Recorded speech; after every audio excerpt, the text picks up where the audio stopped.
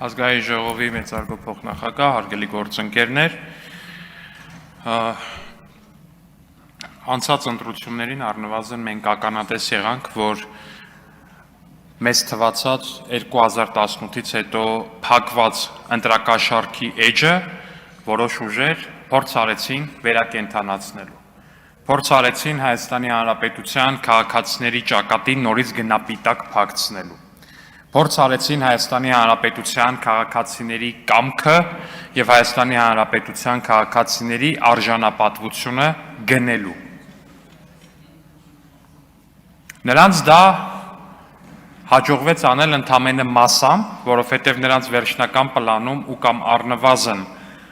նրանց կողմից ծախսված փողերի քանակը նայելով ակնհայտ է, որ նրանց ախորժակը շատ ավելի մեծ էր։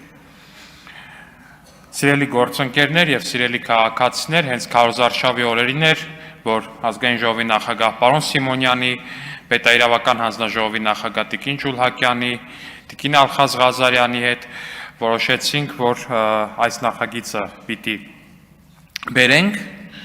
եւ խստացնենք սրանով ընտրակաշառք տալու,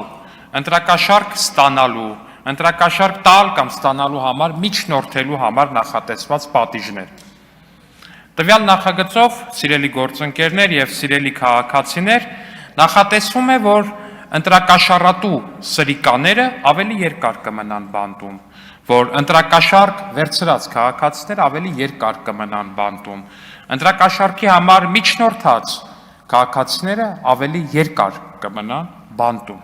Սրան զուգահեռ մենք նաև նախատեսում ենք հատուկ կարգավորումներ, որ ընտրակաշառք բաժանած բոլոր սրիկաները շատ երկար ժամանակ չկարողանան զբաղեցնել պետական, համայնքային, ծառայողական պաշտոններ, հանրային պաշտոններ, ավելի մանրամասն կառավարության ներկայացուցիչը կարծում եմ կներկայացնի, որովհետև այս մասով որոշակի քննարկում կար երեք հանձնաժողովի նիստում։ Մի խոսքով, սիրելի քաղաքացիներ, ինչի մասին է օրենքի նախագիծը։ Օրենքի նախագիծը նրա մասին է, որ ընտրակաշառատու սրիկաները պիտի պատժվեն եւ ընտրակաշառատու սրիկաները պատժվելու են։ Շնորհակալություն։